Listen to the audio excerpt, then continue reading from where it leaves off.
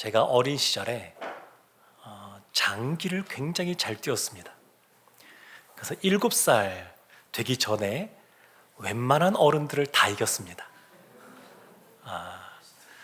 근데 이 바둑이나 장기나 보게 되면 고수들이 하는 것이 있는데, 그것이 뭐냐면 경기했던 것을 끝난 다음에 다시 복귀하는 겁니다. 복귀. 이때 내가 이렇게 뛰었는데 이 선택을 이렇게 하지 않고 이렇게 저렇게 했으면 어땠을까? 그게 더 낫지 않았을까? 이런 생각들을 해보게 됩니다. 그리고 같이 복귀를 하다 보게 되면 잘잘못을 따지게 되고, 그러면서 알게 모르게 실력이 향상되어져 갑니다. 스데반이 마치 복귀하듯이 이스라엘의 역사를 이야기하고 있습니다. 근데 스데반이 오늘 이 설교 이후에 순교를 당하게 되는데, 이 설교 한 편 때문에 순교를 당하는 겁니다. 근데 이 설교 내용이 그냥 복귀하면서 무난하게 그들이 알고 있는 수준에서 이야기를 했으면 모르겠는데, 마치 예수님이 공생의 사역을 시작하면서 바리새인들을 향하여 독사의 자식들아, 회칠한 무덤 같은 너희다, 이런 말을 하셨는데, 스데반이 그와 같이 아주 강하게 설교하면서 결국 순교의 자리로 내몰리게 되었습니다. 오늘 이 설교가 굉장히 긴데 그 중에 51절부터 53절까지가 결론에 해당되는 내용입니다.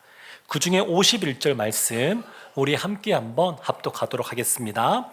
목이 곧고 마음과 귀에 할례를 받지 못한 사람들아, 너희도 너희 조상과 같이 항상 성령을 거스르는도다. 목이 곧고 마음과 귀에 할례를 받지 못한 사람들이라고 하면서 너희가 그렇다. 너희. 이 너희가 누구냐면 지금 스데반의 설교를 듣고 있는 사내들인 공회원들입니다. 유대의 종교 지도자들이라고 할 수 있습니다. 그들을 향하여 너희가 성령을 지금 항상 거스르고 있다, 이렇게 말을 한 겁니다. 사랑하는 성도 여러분, 오늘날 이 강단에서 이와 같은 메시지가 선포된다 그러면 어떠실 것 같습니까? 마음이 좀 불편하시겠죠? 어려우시겠죠? 근데 전 사실 이 말씀을 준비할 때마다 사실은 제가 말씀을 준비도 하니까 붙잡고 있는 시간이 제일 길지 않겠습니까? 근데 사도행전도 보면 사도들도 그렇고 이 종교 지도자들을 향한 아주 책망의 말씀들이 쏟아져 나오고 있습니다. 그 사실은 이 말씀은 우리 성도님들에게 나누고 있지만 누구보다 제가 가장 먼저 들어야 될 말씀이다, 제가 이렇게 생각을 하고 말씀을 대하고 있습니다. 늘 주의하고 제가 깨어서 이 말씀을 접해야지, 이런 마음을 갖고 있습니다. 그래서 어떤 면에서는 이 말씀이 굉장히 우리에게 부담스러운 책망의 말씀으로 다가올 수 있지만, 그래도 우리가 착하고 좋은 마음으로 이 말씀을 받아들이기를 원합니다. 너희, 이들을 말하면서 항상 성령을 거스르는도다, 이렇게 말을 합니다. 그러니까 스데반은 어떤 사람이냐? 성령을 따라가는 사람입니다. 성령의 이끌림을 받는 사람입니다. 항상 성령과 지금 함께 있는 모습을 보여주고 있습니다. 사내들인 공예원들, 종교 지도자는 어떠하냐? 항상 성령을 거스르는 모습으로 있습니다. 근데 이 목이 곧고 마음과 귀에 할례를 받지 못했다라고 하는 표현은 사실 스데반이 처음 쓴 표현이 아닙니다. 구약에 여러 번 나오는데, 먼저는 신명기 10장 16절에 모세가 이렇게 말한 부분이 있습니다. 그러므로 너희는 마음에 할례를 행하고 다시는 목을 곧게 하지 말라. 유대인들은 할례에 대한 자부심이 있습니다. 근데 겉으로만 할례 행하는 것이 아니라 마음에 할례를 행해야 된다. 마음에. 그리고 다시는, 이미 목이 곧은 모습으로 있었던 모습이 있었지만 다시는 그와 같이 목이 굳은 모습으로 있지 마라. 모세가 그와 같이 명령하고 있습니다. 스데반이 지금 법정에 섰습니다. 왜냐하면 그들이 모함했기 때문입니다. 사람을 사고 거짓 증인을 세우면서 모세와 하나님을 모독했다, 성전과 율법을 거슬렀다, 그들이 그렇게 모함했습니다. 그런데 스데반이 하는 말이 너희들이 그렇게 중요하게 생각하는 모세가 다시는 목이 곧은 모습으로 있지 말아야 된다. 마음의 할례를 받아야 된다. 이렇게 말했다고 지금 이 스데반이 말하고 있는 겁니다. 그래서 오늘 본문 말씀을 통해서 목이 곧은 백성의 특징 두 가지를 살펴보려고 그럽니다. 목이 곧은 백성의 첫 번째 특징은 뭐냐면 하나님의 사람을 거절하고 박해하는 겁니다. 하나님의 사람을 거절하고 박해합니다. 먼저는 모세를 거절하는 모습이 나오는데 39절에 이렇게 말합니다. 우리 조상들이 모세에게 복종하지 아니하고자 하여 거절하며 그 마음이 도리어 애굽으로 향하여. 우리 조상들, 그 사내들인 공예원들, 유대인들에게는 조상들이 자부심이었습니다. 그리고 본인들은 믿음의 후예라고 생각했는데 스데반의 말이 뭐냐면 그게 아니라 너희는 믿음의 후예가 아니라 불순종의 조상들의 후예다. 이렇게 지금 말하고 있는 겁니다. 모세를 너희가 거절했다. 복종하고자 하지 아니하여서 거절하였다. 이렇게 말합니다. 사실 애굽에서 종살이 하던 그들을 하나님이 모세를 통하여 10가지 재앙을 행하게 하시고 홍해도 갈라지게 하시고 이 모든 과정들을 통해서 하나님이 모세를 보냈다라고 하는 것을 이스라엘 사람들이 알고 있었습니다. 모르지 않았습니다. 근데 그들이 모세를 거절하는 겁니다. 이거는 의도적이고 고의적으로 행하는 겁니다. 몰라서 거절하는 게 아닙니다. 알고 있습니다. 모세 하나님께 하나님이 부르시고 보내신 그 모세에게 복종하고 따라가야 된다. 하나님이 그를 통해 하신 말씀을 따라가야 된다. 알고 있었습니다. 그럼에도 마음에 원하지 않는 겁니다. 그래서 거절하는 겁니다. 거절하는 것. 그런 모습이 있었습니다. 모세뿐만이 아닙니다. 52절 말씀에 보면 선지자들도 그들이 거절합니다.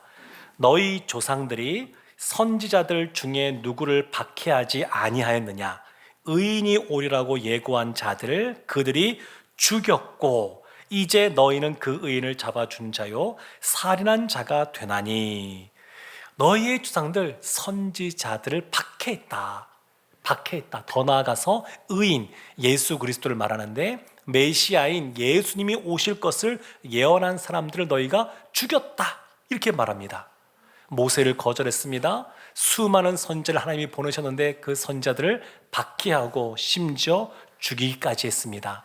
더 나아가서 우리가 보았던 것처럼 너희는 그 의인 예수님이죠. 예수님을 잡고 그 예수님을 살해한 자다. 이렇게 말을 했습니다. 그러니까 목이 곧은 백성들은 하나님의 사람을 거절할 뿐만 아니라 심지어 하나님의 독생자 예수 그리스도조차도 배척하고 그를 죽이는 데 앞장을 섰었습니다. 두 번째 특징이 있습니다. 목이 곧은 백성들의 두 번째 특징은 신앙생활이 아닌 종교생활을 하는 사람들입니다. 신앙생활이 아닌 종교생활. 40절 41절 말씀에 보면 모세가 시내산에 올라간 상태에서 그들이 무엇을 했는지를 설명합니다. 아론더러 이르되 우리를 인도할 신들을 우리를 위하여 만들라. 애굽 땅에서 우리를 인도하던 이 모세는 어떻게 되었는지 알지 못하노라 하고 그때에 그들이 송아지를 만들어 그 우상 앞에 제사하며 자기 손으로 만든 것을 기뻐하더니. 그들이 모세가 안 보이니까 시내산에 올라간 그 모세, 그래서 이 땅에 남아있지 않은 그 모세를 생각하면서 아론에게 우리를 인도할 신을 우리가 만들자 이렇게 말을 합니다. 신을 만들자라고 말합니다. 그래서 송아지를 만들었습니다. 41절 말씀에 송아지, 우상, 자기 손으로 만든 것 이렇게 표현합니다. 우상은 다 우리가 만드는 겁니다. 세상의 종교들은 다 사람들이 만드는 그러한 사람이 만든 신들입니다. 그것이 우상입니다. 이 당시에 우상은 그들을 다스릴 수 있는 힘이 있는 존재, 그들에게 풍요를 줄 수 있는 존재, 그런 게 우상이었습니다. 오늘날에는 더 이상 우리가 송아지를 섬기지 않습니다. 이스라엘 사람들은 이 당시에 애굽에서 송아지를 숭배하는 것을 보았던 사람들입니다. 그것을 보았기에 송아지를 우상으로 만들기도 했는데, 근데 오늘날에는 더 이상 우리가 송아지를 섬기지는 않지 않습니까? 그런 모습은 우리 가운데 없습니다. 그러면서 우리 가운데 보면 어떤 게 우리에게 우상으로 있냐면, 우리의 생각이나 우리의 행동을 지배하는 힘이 있는 존재, 그런 존재가 우리에게 우상이 됩니다. 우리의 생각이나 행동을 어떤 것이 지배하느냐? 어떤 사람에게는 사상이 그럴 수도 있고, 어떤 사람에게는 돈이 그럴 수도 있고, 어떤 사람에게는 사람이 그럴 수도 있습니다. 이런 것들이 우리에게 우상으로 남을 수가 있습니다. 하나님은 영이시기 때문에 우리의 눈에 보이지 않습니다. 근데 이 세상을 살아가는 사람들은 뭔가 힘이 있는 존재, 눈에 보이는 존재를 섬기고 싶어하는 그러한 속성이 사람들에게 있습니다. 그래서 우상이 만들어지는 겁니다. 근데 이와 같이 우상을 만들 뿐만 아니라 그들은 신앙생활하면서 자부심이 있었는데, 바로 그들에게 성전이 있다고 하는 것, 율법이 있다고 하는 것, 이것이 그들의 자부심이었습니다. 그런데 이 스데반이 성전과 율법을 거스르는 말을 했다, 그들이 그렇게 모함을 하는데, 스데반이 그렇지 않다라고 하면서 오히려 원고와 피고가 바뀌는 것처럼 그 유대인들, 특히 종교 지도자들 향하여 너희가 사실은 거스르고 있다, 이런 말을 하게 됩니다. 47절부터 49절까지의 말씀에 이렇게 말하고 있습니다. 스데반이 솔로몬이 그를 위하여 집을 지었느니라. 그러나 지극히 높으신 이는 손으로 지은 곳에 계시지 아니하시나니, 선지자가 말한 바 주께서 이러시되 하늘은 나의 보좌요 땅은 나의 발등상이니 너희가 나를 위하여 무슨 집을 짓겠으며 나의 안식할 초소가 어디냐. 솔로몬이 성전을 지었습니다. 하나님의 집, 성전을 지었습니다. 근데 48절 보면 중요한 단어가 앞에 나오는데, 그러나, 이게 나옵니다. 그러나 솔로몬이 성전을 지었지만, 그러나 지극히 높으신 이의 손으로 지은 곳에 계시지 아니하시나니, 지극히 높으신 하나님은 사람이 지은 그 성전 안에 갇혀 있는 분이 아니라는 겁니다. 그 안에 없다라는 것이 아니라 그 너머에 계시는 분이시라는 겁니다. 그러면서 하늘은 나의 보좌요 땅은 나의 발등상이니, 하나님이 이렇게 말씀하신 것에 대해서 기록하고 있습니다. 사실은 이 고백은 솔로몬도 했던 고백입니다. 열왕기 상을 보게 되면 솔로몬이 성전을 다 지은 이후에 뭐라고 고백하냐면, 하늘과 하늘들의 하늘이라도 주를 용납하지 못하겠거든 하물며 내가 건축한 이 성전이리오리까, 이렇게 고백합니다. 본인의 성전을 건축했지만 하나님이 이 안에 갇혀있지 않는다라고 하는 것을 솔로몬이 인정하고 고백하고 있습니다. 그러니까 지금 유대인들은 성전의 겉모습만 보고 거기에 집착하고 있는 겁니다. 하나님이 마치 그 성전 안에만 계신 것처럼 겉모습만 그들이 보고 집착하고 있습니다. 근데 사실 그 내면에 성전을 왜 하나님께서 허락하셨는지, 그 성전을 통하여 하나님이 무엇을 행하기를 원하시는지, 그것을 잊어버리고 겉에 보이는 모습만 그들이 추구하고 살아가는 겁니다. 회칠한 무덤이라고 예수님께서 바리새인들을 책망하시는데, 회칠한 무덤은 그것 아니겠습니까? 사람이 죽으면 그 당시에 그 무덤이 돌을 안에 파고 그 안에 시체를 넣어두는 것이었습니다. 그리고 돌을 딱 큰 걸로 막아두는 것이었는데, 냄새가 나니까, 그 무덤인 곳에 냄새가 나니까 겉에 그 회로 하얗게 이렇게 칠해두는 겁니다. 칠해두면 멀리서 보면 괜찮아 보입니다, 겉으로 볼 때는. 근데 가까이 다가면 시체 썩는 냄새가 그 안에서 새어나오는 겁니다. 그렇다는 겁니다. 겉의 모습은 경건의 모양은 있으나 그 경건의 내용, 그 경건의 실력은 그 안에 없는 모습이 바리새인들의 모습이었고 유대인들의 그 조상들의 모습이었다, 이것을 지금 스데반이 말하고 있습니다. 뿐만 아니라 그들의 자부심인 율법에 대해서도 53절에 이렇게 말합니다.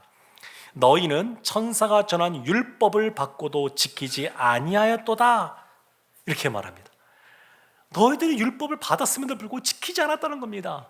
이들 입장에서는 억울할 수 있죠. 우리가 언제 안 지켰느냐, 다 지키지 않았느냐 이렇게 말하겠지만 지금 스데반이 말하고 있는 것은 뭐냐면 율법이라고 하는 겉에 보이는 행동을 하는 것이지 하나님이 왜 그 율법을 지키라고 말씀하시는지 그 의미는 그냥 생각하지 않는 겁니다. 이제는 성전이라는 것 자체가, 율법을 지키는 것 자체가 종교 지도자들이 계속해서 권력을 쥐고 끌고 갈 수 있는 그런 도구로 전락해 버리고 말았던 겁니다. 그러니까 더 이상 하나님은 잊어버리고 하나님은 없어지고 그 자리에 자신들의 권력 또 권세 이것을 유지하기 위한 그런 도구로 그 성전과 율법이 그냥 변질되고 말았으니까 지금 스데반이 그것을 고발하고 있는 겁니다. 그들이 스데반을 고발한 것 같지만 스데반이 이제 그들을 고발하는 위치에서 이와 같이 지금 말하고 있습니다. 그래서 이들의 그 신앙 생활, 이것을 한마디로 표현하면 사실은 신앙 생활이 아니라 종교 생활이라고 말할 수 있습니다. 신앙이 아니라 종교. 종교 생활의 특징이 있습니다. 어떤 것이냐면 종교 생활하는 사람들은 말씀을 통해 은혜를 받지 못합니다. 말씀이 더 이상 은혜가 되지 않습니다. 두 번째, 기도를 통해서 하나님의 살아계심을 경험하지 못합니다. 겉으로 볼 때는 바리새인들이 누구보다 기도를 잘했습니다. 금식도 하면서 눈을 열고 바리새인들을 향하여 저 죄인같이 나를, 세리들을 향하여 저 죄인같이 나를 잊게 하지 않아서 감사합니다. 그러면서 기도를 잘합니다. 그런데 그 안에 은혜가 없습니다. 하나님의 기도에 응답이 없습니다. 하나님이 원래 신자들에게 주시는 은혜의 방편, 그 통로가 큰 게 두 가지가 있는데 하나가 말씀이고 하나가 기도입니다. 신앙의 기본이면서 하나님의 은혜를 받아들일 수 있는 좋은 아주 통로입니다. 근데 말씀과 기도를 통해서 은혜를 경험하지 못하는 겁니다. 종교 생활하는 사람의 특징 보면 하나님을 바라보고 의식하는 것이 아니라 사람을 의식하고 사람을 바라봅니다.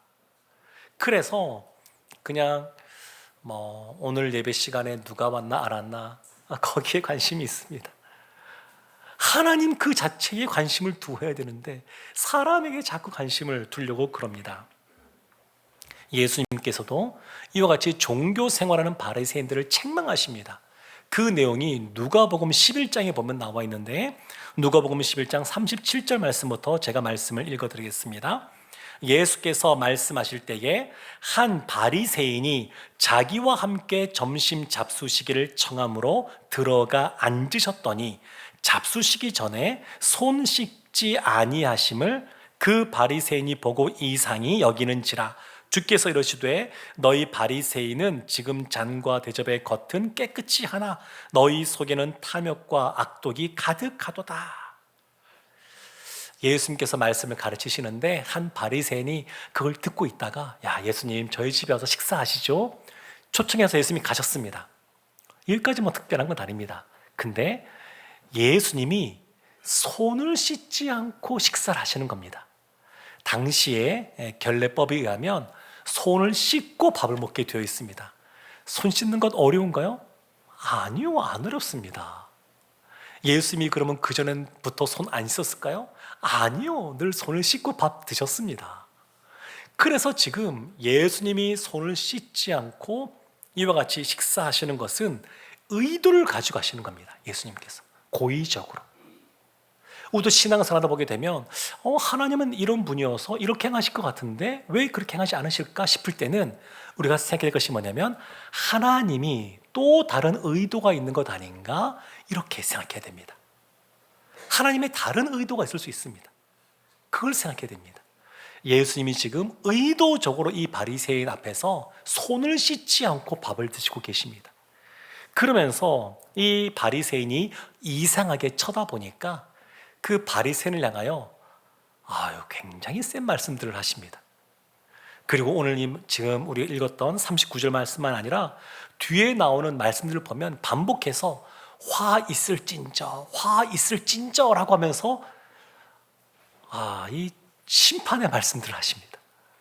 근데 39절 말씀에 보면 이렇게 말합니다. 너희 바리새인들은 지금 잔과 대접의 겉은 깨끗이 하나 너희 속에는 탐욕과 악독이 가득하도다. 너희의 겉은 대접처럼 깨끗하게 보이지만 그 안에는 탐욕과 악독이 가득하다. 회칠한 무덤 같다. 이렇게 말씀하고 계신 겁니다. 아유, 참 대단하시죠?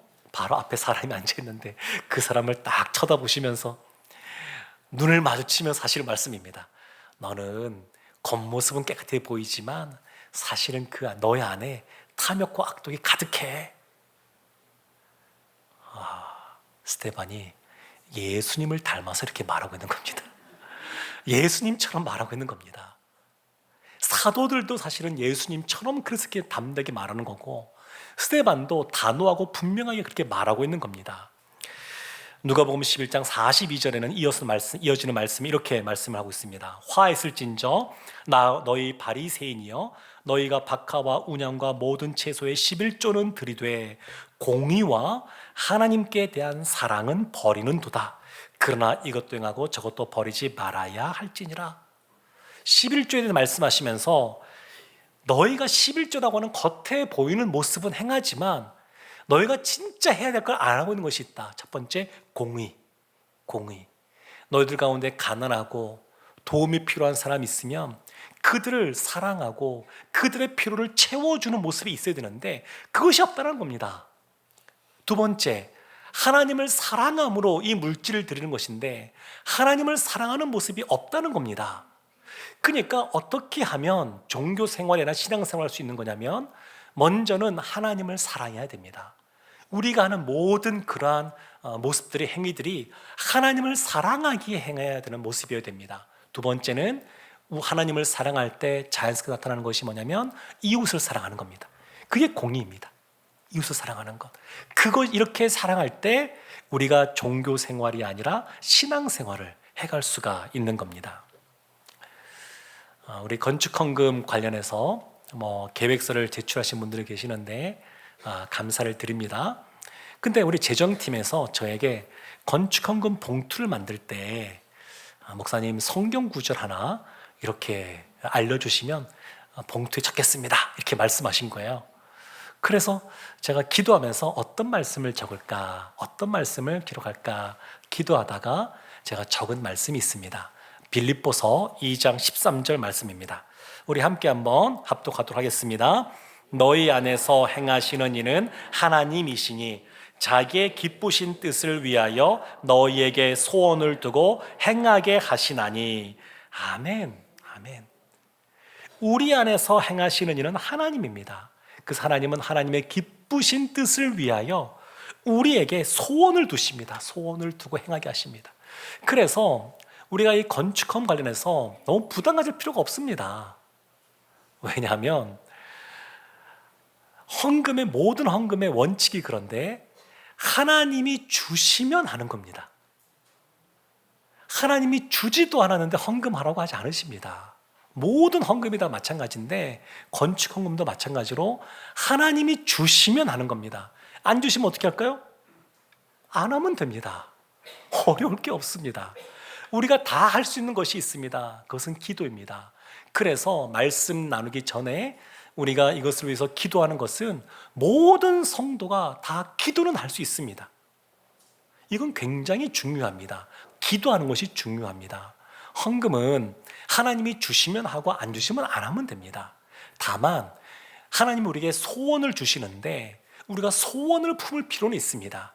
하나님 앞에 하나님께서 우리 가운데 입을 크게 열라고도 말씀하셨으니까 이 입을 크게 열고 소원을 마음에 품으시기를 바랍니다. 그리고 그 이후에는 하나님이 주시면 하고 안 주시면 안 하면 됩니다. 저는 기도할 때 어떻게 기도하고 있냐면 이제 내년에 이제 완공이 될 텐데 완공이 됨과 동시에 헌당할 수 있기를 제가 기도하고 있습니다. 그런데 저는 그렇게 기도하는데 만약에 그때까지 헌당이 되지 않았다 그러면 어떻게 할까요? 괜찮습니다. 하나님께서 일을 계획하시고 행하시고 계시고 이 일이 하나님 보시기에 기쁜 일이라고 저는 믿습니다. 그래서 내년까지 안 되면 그 다음에도 되겠죠. 이거는 제가 가져야 될 부담이 아니라는 생각을 제가 갖고 있습니다. 처음에 이 모든 것 진행하면서 제가 부담감이 있었습니다. 여러 가지로. 근데 기도하면서 제가 깨달은 것이 이겁니다. 하나님이 기뻐하시는 일이니까 하나님께서 행하실 것이고, 하나님께서 가장 좋은 때에 가장 좋은 방법으로 이 모든 것을 이루어 가실 것이다. 그렇게 믿고 있습니다. 그래서 부담 갖지 마십시오. 이것에 대해서 그냥 마음에 소망 품고 있다가 주시면 하고 안 주시면 안 하면 됩니다. 우리가 다 같이 할 수 있는 기도하며 나가기만 하면 됩니다. 목이 곧은 백성들, 하나님의 사람을 거절할 뿐만 아니라 신앙생활이 아닌 종교생활하는 모습을 보였습니다. 그런데 이런 이들을 향하여서 하나님이 징계를 하시는데, 그 징계의 모습이 오늘 말씀에 나옵니다.